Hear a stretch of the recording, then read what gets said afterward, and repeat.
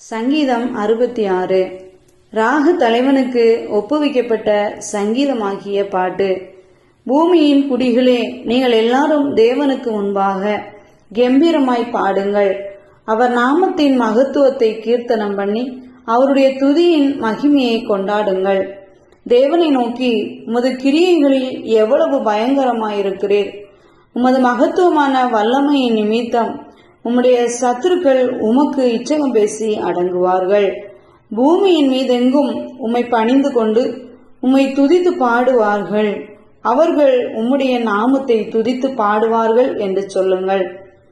தேவனுடைய செய்கைகளை வந்து பாருங்கள். அவர் மனுபுத்திரரிடத்தில் நடப்பிக்கும் கிரியையில் பயங்கரமானவர். கடலை உலர்ந்த தரையாக மாற்றினார். ஆற்றை கால்நடையாய் கடந்தார்கள்.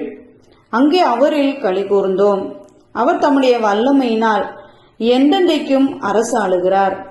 அவருடைய கண்கள் ஜாதிகள் மேல் நோக்கமாயிருக்கிறது. துரோகிகள் தங்களை உயர்த்தாதிருப்பார்களாக. ஜனங்களே, நம்முடைய தேவனை ஸ்தோத்தரித்து அவரை துதிக்கும் சத்தத்தை கேட்க பண்ணுங்கள். அவர் நம்முடைய கால்களை தள்ளாட ஒட்டாமல் நம்முடைய ஆத்மாவை உயிரோடே வைக்கிறார். தேவனே, எங்களை சோதித்தீர். வெள்ளியை புடமிடுகிறது போல எங்களை புடமிட்டீர். எங்களை வலையில் அகப்படுத்தி எங்கள் இடுப்புகளின் மேல் வருத்தமான பாரத்தை ஏற்றினீர். மனுஷரை எங்கள் தலையின் மேல் ஏறி போக பண்ணினீர். தீயையும் தண்ணீரையும் கடந்து வந்தோம். செழிப்பான இடத்தில் எங்களை கொண்டு வந்து விட்டீர். சர்வாங்க தகன பலிகளோட உமக்கு ஆலயத்திற்குள் பிரவேசிப்பேன்.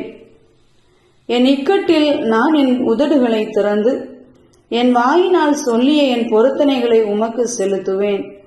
ஆட்டுக்கடாக்களின் நினப்புகையுடனே கொழுமையானவைகளை உமக்கு தகன பலியாக இடுவேன். காளைகளையும் செம்மறியாட்டு கடாக்களையும் உமக்கு பலியிடுவேன். தேவனுக்கு பயந்தவர்களே, நீங்கள் எல்லாரும் வந்து கேளுங்கள். அவர் என் ஆத்துமாவுக்கு செய்ததை சொல்லுவேன். அவரை நோக்கி என் வாயினால் கூப்பிட்டேன். என் நாவினால் அவர் புகழப்பட்டார். என் இருதயத்தில் அக்கிரம சிந்தை கொண்டிருந்தேன். ஆனால் ஆண்டவர் எனக்கு செவிகொடார். மெய்யாய் தேவன் எனக்கு செவி கொடுத்தார். என் ஜெபத்தின் சத்தத்தை கேட்டார்.